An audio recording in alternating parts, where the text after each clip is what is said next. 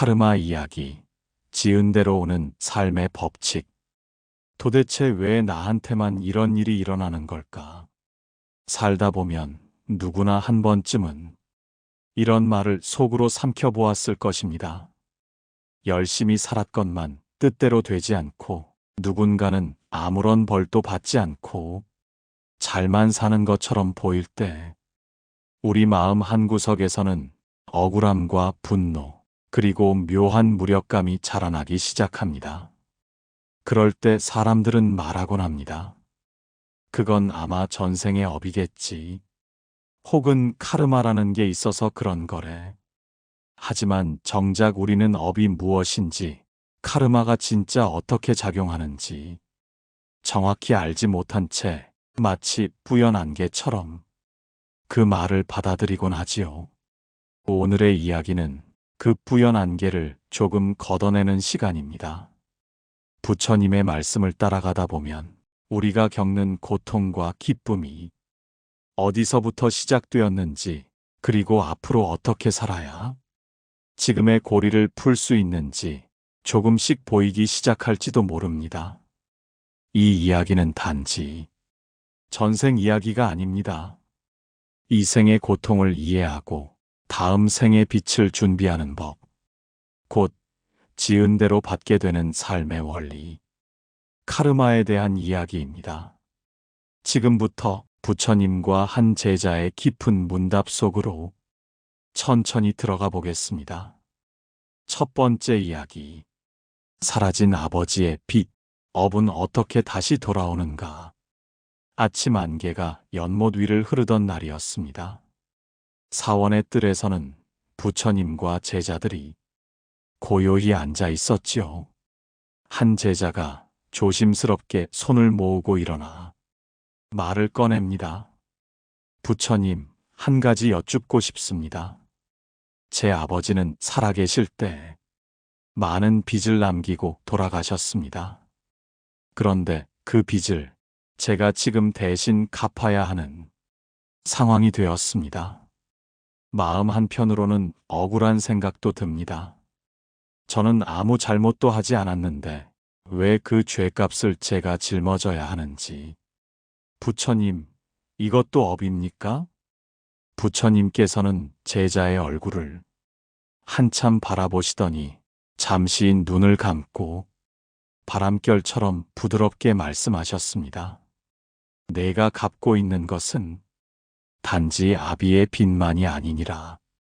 세상의 모든 인연은 실처럼 얽히고 설켜 그 끝을 누구라 단정할 수 없는 것이니라. 제자는 고개를 갸웃했습니다. 저는 아버지와 다른 길을 걸었고 그의 삶에 관여하지도 않았습니다. 그럼에도 불구하고 제가 그의 업을 물려받은 것이라면 업이라는 것이 너무나도 불공평하지 않습니까? 부처님께서는 연못의 연꽃을 가리키며 말씀하셨습니다. 이 연꽃은 어찌 이토록 고운 향을 내느냐. 그것은 흙 속에 씨앗을 심었기 때문이니라. 내가 지금 맡고 있는 이 향도 너와 무관한 듯 보여도 과거의 씨앗에서 피어난 것이니라. 부처님은 과거 어느 마을에서 있었던 이야기를 들려주셨습니다. 먼 옛날 바라나시 인근의 한 마을에 사람들의 신임을 얻던 목공 장인이 있었습니다. 그는 손재주도 좋고 말도 잘하여 마을 사람들은 앞다투어 그에게 집을 의뢰하곤 했지요. 하지만 그에게는 큰 약점이 하나 있었습니다. 바로 채무를 갚지 않는 버릇이었습니다. 장인은 늘 이렇게 말하곤 했습니다. 다음 달에 갚지요. 장사만 잘 되면 그깟 돈쯤이야. 그의 말에 속은 수십 명의 이웃은 결국 원한을 품고 등을 돌렸습니다. 그러나 장인은 끝내 빚을 갚지 않은 채 병을 얻어 세상을 떠났습니다. 그렇게 수년이 지나 그의 아들은 아버지의 집을 물려받고 장사의 길에 들어섰습니다. 처음에는 그럭저럭 잘 풀리는 듯 했지요. 그러나 세상은 묘하게 돌아갑니다. 어느 날부터인가 거래처마다 뜻하지 않은 문제들이 생기기 시작했습니다. 무리 없이 진행되던 일이 하루아침에 틀어지고 아무 이유 없이 소문이 돌며 사람들의 신뢰가 무너지기 시작했지요. 그는 애를 써보았지만 점점 상황은 악화되었고 결국엔 아버지가 남긴 집과 땅까지 내놓고 이웃들에게 돈을 갚아야만 했습니다. 그는 종종 하늘을 보며 탄식했습니다. 나는 왜 이토록 가난하고 고단한가? 이야기를 들은 제자는 조용히 고개를 떨굽니다. 그럼 저는 아버지의 과보를 짊어진 것이 맞습니까? 부처님은 고요한 목소리로 말씀하셨습니다. 업이란 단지 한 사람의 것이 아니니라. 그 씨앗이 어디에서 왔든 그 인연 안에 함께 엮인 자는 모두 그 결실을 함께 받는다. 부친의 삶 속에 남겨진 인연의 끈, 그 끈은 자식이라는 이름으로 다시 이어졌고 너는 그 업을 짊어진 것이 아니라 그 인연을 마무리하고 있는 것이니라. 잠시 침묵이 흐른 뒤 부처님은 다시 말을 이었습니다. 그러나 너는 잊지 말아야 하느니라. 타인의 업이 너를 덮쳐왔다 한들 그것을 어떻게 대하느냐에 따라 너의 새로운 업이 싹 트느니라. 원망하면 원망의 업이 다시 자라고 감내하며 자비를 품으면 그 업은 그 자리에서 소멸하기 시작하느니라. 제자는 조용히 눈을 감았습니다. 그 눈가에는 고요한 물결처럼 이해와 받아들임의 빛이 번지고 있었습니다. 그는 알았습니다. 자신이 받은 고통이 억울한 것만은 아니라는 것을, 그 모든 것은 인연이라는 그물망 속에서 지금 이 순간 끝맺음을 위한 과정이라는 것을, 그리고 그 순간부터 그는 아버지의 빚을 갚는 손길마저도 감사의 마음으로 대하기 시작했습니다. 두 번째 이야기. 자비로운 도둑, 선업과 악업은 어떻게 중화되는가? 구름 낀 하늘 아래 산사의 경내는 묘한 정막에 감싸여 있었습니다. 제자는 무거운 얼굴로 부처님 곁에 다가와 조심스레 물었습니다. 부처님, 한 가지 여쭙고 싶습니다. 어릴 적 가난 때문에 훔치며 살아야 했던 사람이 있었습니다. 그러나 그가 자라서는 깊은 참회를 하고 수많은 이들을 도우며 살아갔습니다. 그렇다면 그는 그 어린 날의 죄를 모두 씻었다고 볼 수 있을까요? 부처님께서는 고개를 끄덕이며 연등 하나에 시선을 두셨습니다. 그리고 천천히 말씀을 잇습니다. 선업은 악업을 덮을 수 있고 악업은 선업을 가릴 수 있으며 무엇이 더 무겁고 가벼운지는 그 사람의 마음과 행동에 달렸느니라. 제자는 다시 물었습니다. 그럼 어떤 죄는 씻기고 어떤 것은 씻기지 않는 것입니까? 부처님께서는 과거의 한 이야기를 꺼내셨습니다. 어느 날 밤 숲속 작은 암자에 모닥불을 피우며 스스로의 죄를 참회하던 한 사내의 이야기였습니다. 그 사내는 어린 시절부터 배고픔 속에 살았습니다. 부모는 일찍 세상을 떠났고 그는 어쩔 수 없이 남의 밭에서 고구마를 훔치고 시장에서 물건을 슬쩍하곤 했지요.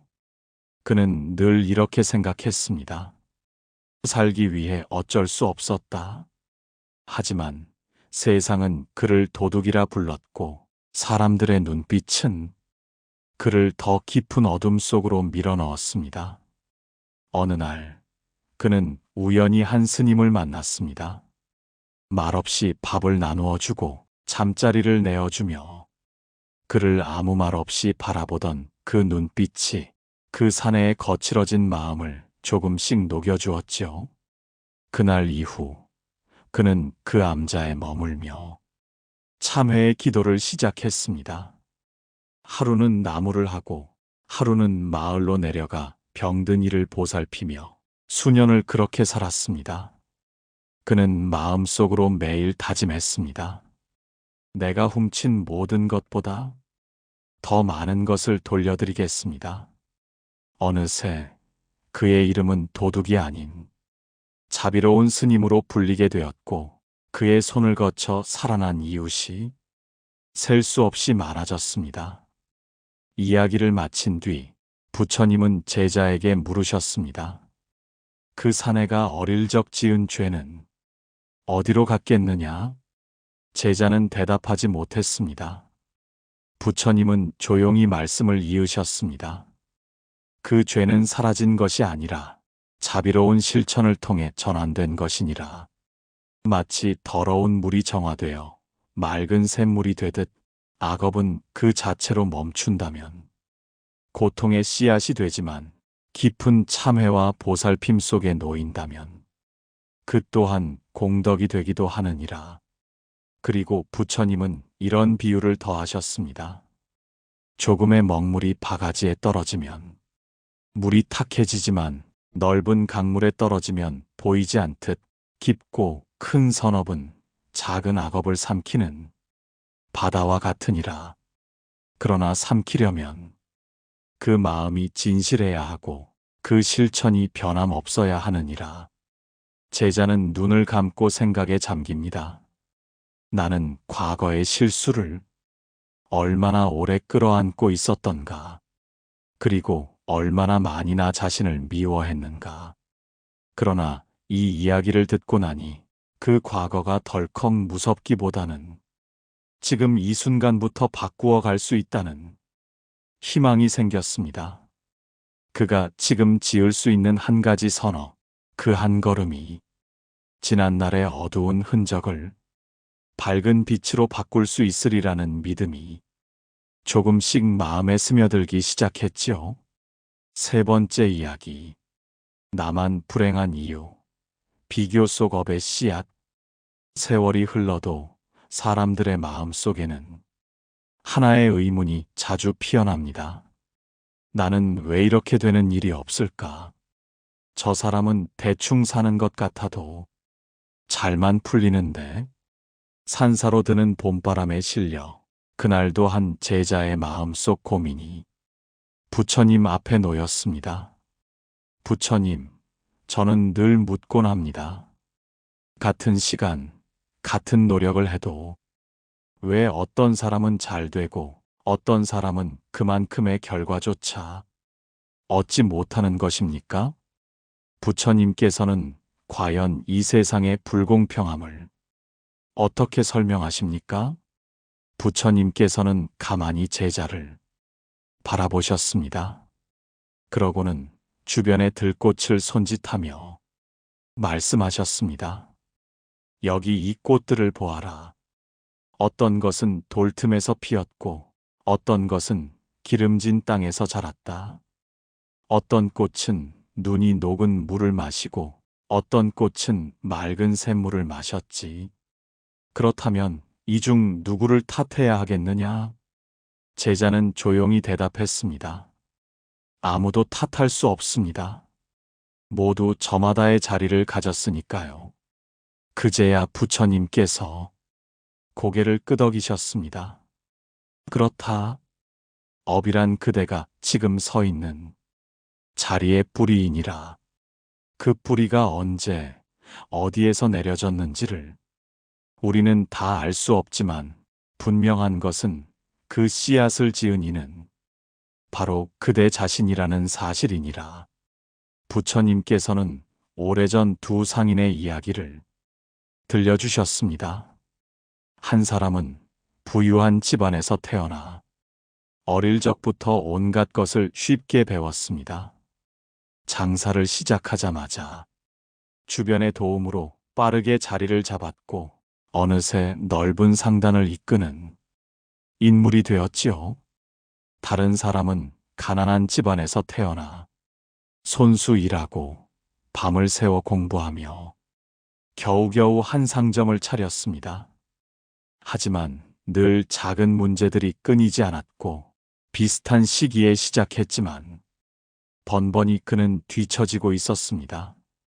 그는 하늘을 원망하며 말하곤 했지요. 나는 왜 이렇게 되는 일이 없을까? 왜 저 사람은 저리 쉽게 잘 될까? 그러던 어느 날 두 사람은 같은 절에 들러 부처님께 인사를 올렸습니다.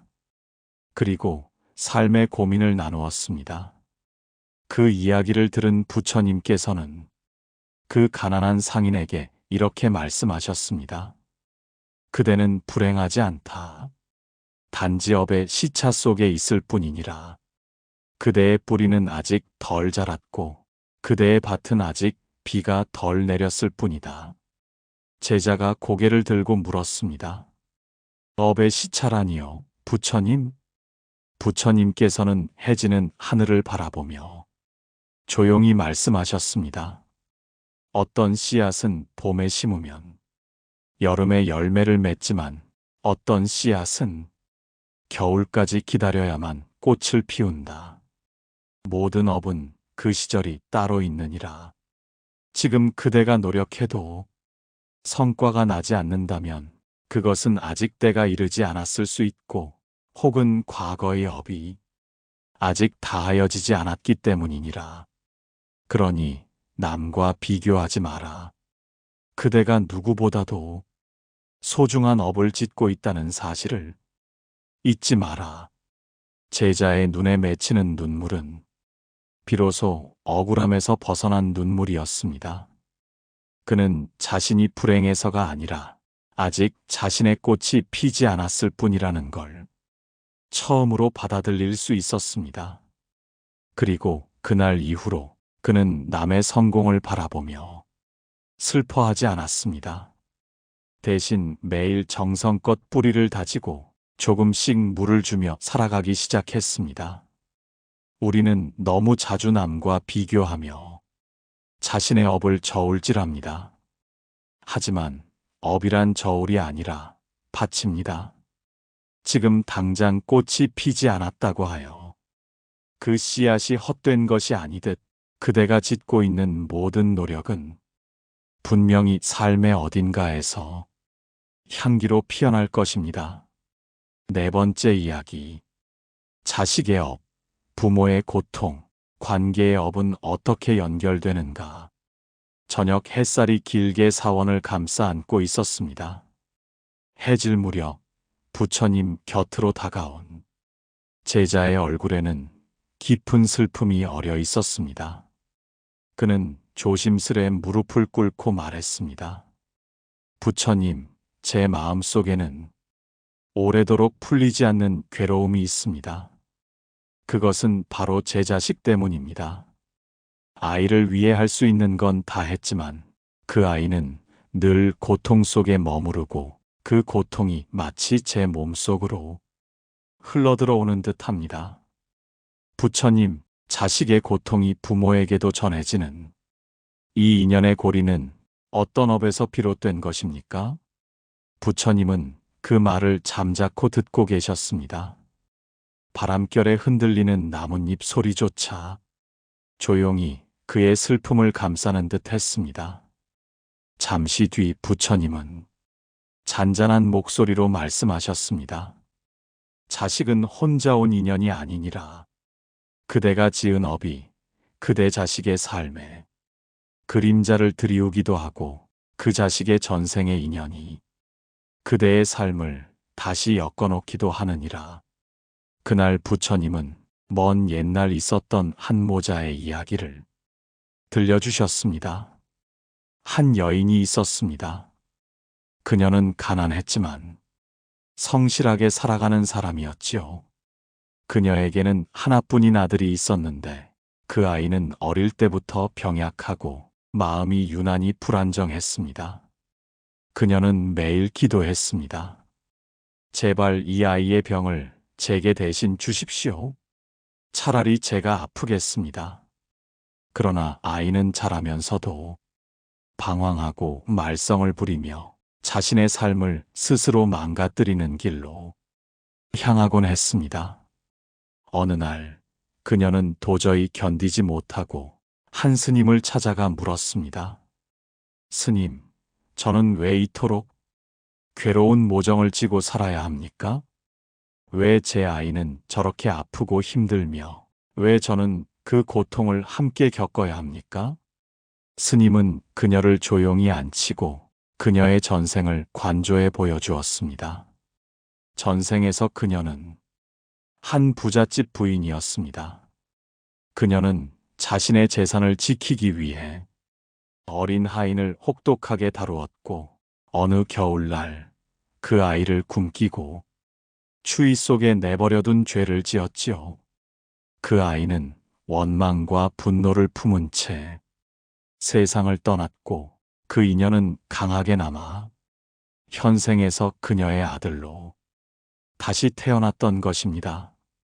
현생의 아이는 알 수 없는 불안함과 분노를 안고 있었고 그녀는 이유도 모른 채 그 고통을 함께 껴안고 있었던 것입니다. 제자는 그 이야기를 듣고 고개를 떨구었습니다. 그렇다면 부모와 자식은 서로의 업장을 함께 끌어안는 관계입니까? 부처님께서는 부드러운 눈빛으로 말씀하셨습니다. 그렇다. 업은 홀로 맺어지지 않으며 깊은 인연은 그 업을 서로 나누는 그릇이 되기도 하느니라. 그러나 그대를 괴롭게 하는 것은 그 자식이 아니라 그 인연을 받아들이지 못하는 마음이니라. 제자는 한참을 침묵했습니다. 그제야 부처님께서는 다시 조용히 이르셨습니다. 이 고리는 억울한 형벌이 아니라 서로를 다시 구제할 수 있는 기회이기도 하니라. 과거에 짓고 현생에 겪으며 지금부터는 맑은 마음으로 그 인연을 다시 빚으면 그 고통의 매듭은 풀리기 시작하느니라. 부처님의 그 말씀은 마치 오랜 세월 짊어졌던 죄책감의 돌덩이를 살며시 내려놓게 하는 손길 같았습니다. 자식을 바꾸려고만 했던 마음, 왜 나에게 이런 일이 일어났는가 묻던 마음이 조금씩 가라앉고 있었습니다. 그날 이후로 제자는 자식의 고통을 보며 더 이상 마음을 무너뜨리지 않았습니다. 대신 그 아픔 속에 함께 서 있으면서 따뜻한 눈으로 바라보는 법을 배웠습니다. 부모와 자식, 그 인연은 단지 사랑이 아닙니다. 업의 끈이자 서로의 거울이기도 합니다. 그러나 업이 이어졌다고 해서 운명도 그대로 이어지는 것은 아닙니다.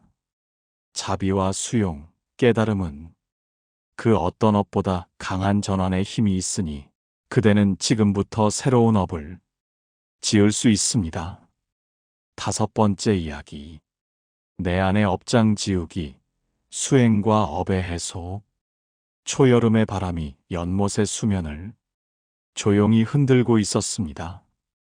그날은 유난히도 사원하니 조용했습니다.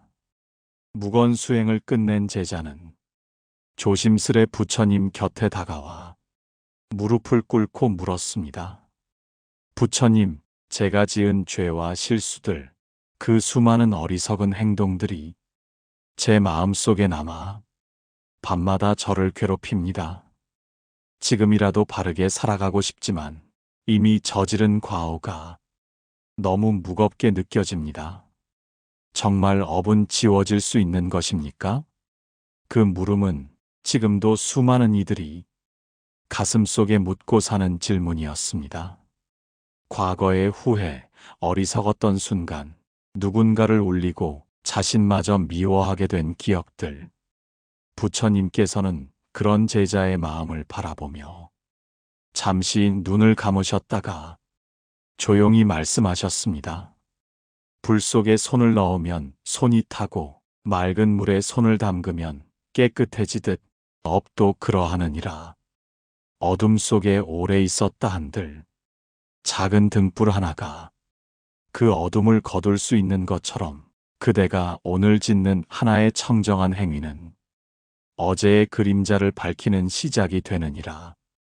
그리고 부처님께서는 과거 죄인의 삶을 살다 변화한 한 노스님의 이야기를 들려주셨습니다.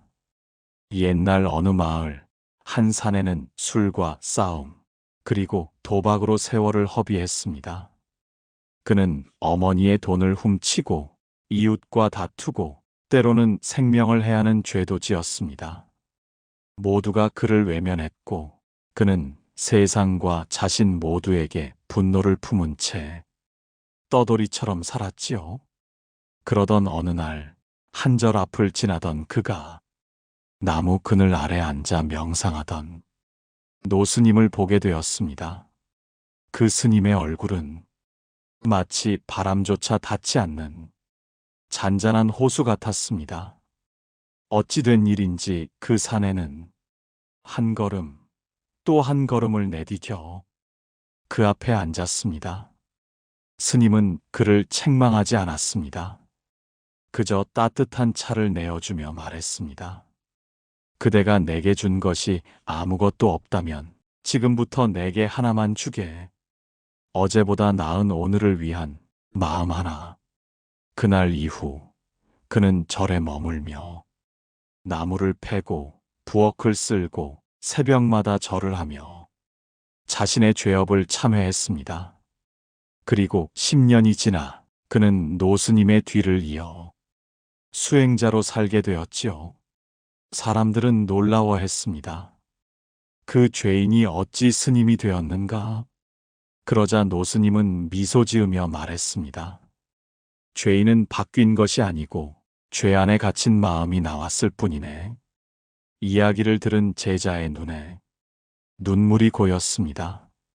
그럼 저도 어쩌면 지금부터라도 제 업장을 지울 수 있다는 말씀이십니까? 부처님은 연꽃을 바라보며 말씀하셨습니다. 그렇다. 참회는 과거를 없애는 것이 아니라 그 과거와 화해하고 더 이상 그 어둠에 머물지 않겠다는 그대의 선언이니라. 그리고 보시, 정근, 선정, 명상, 이 모든 수행은 업장을 씻는 비와 같고 그대의 삶을 정화하는 향과 같으니라. 업이란 돌덩이가 아닙니다. 짐처럼 짊어지는 것이 아니라 이해하고 바라보며 놓아주는 것이지요. 참회는 마음의 목욕이며 수행은 그대를 새롭게 짓는 공덕의 씨앗입니다. 지금 이 순간 그대가 지난 날을 떠올리며 아파하고 있다면 이미 변화는 시작된 것입니다. 왜냐하면 깨달음은 언제나 마음의 아픔을 자각하는 데서 시작되기 때문입니다. 지금까지 5편에 걸쳐 부처님께서 들려주신 카르마 이야기를 함께 나누었습니다. 우리는 알고 있습니다. 업은 피할 수 없지만 그 업을 어떻게 대하느냐에 따라 삶은 전혀 다른 결을 갖게 된다는 사실을요. 과거의 업이 그대를 짓누른다 해도 지금 이 순간의 깨달음과 실천은 미래의 길을 바꿀 수 있습니다. 그대가 짓는 생각 하나, 말 한마디, 작은 행동 하나가 곧 업이요, 곧 운명의 씨앗입니다. 그러니 오늘은 그 씨앗을 자비와 지혜로 심어보면 어떨까요? 지금까지 부처님께서 들려주신 5가지 카르마 이야기를 함께 나누었습니다. 각기 다른 삶, 다른 인연, 다른 고통을 마주한 이들의 이야기였지만 그 안에 흐르고 있던 한 가지 진실은 같았습니다. 업은 절대 운명이 아니며 그대가 지금 짓고 있는 생각과 말과 행동, 그 모든 것이 곧 미래가 된다는 사실입니다. 우리는 때때로 자신도 모르는 업의 그물에 얽히고 과거의 그림자에 눌려 스스로를 비난하거나 세상을 탓하게 되곤 합니다. 그러나 부처님은 말씀하셨습니다. 업이란 짐이 아니라 배움의 인연이며 그것을 바르게 알면 삶이 가벼워진다고. 남 탓을 멈추고 비교를 멈추고 스스로의 삶을 깊이 바라보기 시작하면 그제야 우리는 알 수 있습니다. 과거는 지워지지 않지만 그 과거에 끌려가지 않고 지금 이 순간 새로운 인연을 짓는 것, 그것이 바로 진정한 수행이며 우리 삶을 밝히는 지혜의 시작임을요. 오늘 이 이야기를 끝으로 혹시 마음 한구석이 조금이나마 가벼워지셨다면 이미 그대는 새로운 업을 짓기 시작한 것입니다. 그대가 이 세상 어디에 있든 지금 어떤 인연 속에 놓여 있든 잊지 마십시오. 지은 대로 오고 짓는 대로 피어납니다. 오늘 그대가 지은 좋은 마음 하나가 내일의 복이 되어 그대 곁에 머물기를 진심으로 기원합니다. 끝까지 함께 해주셔서 감사합니다. 그대의 삶에 평안과 지혜가 늘 함께 하시기를. 나무아미타불.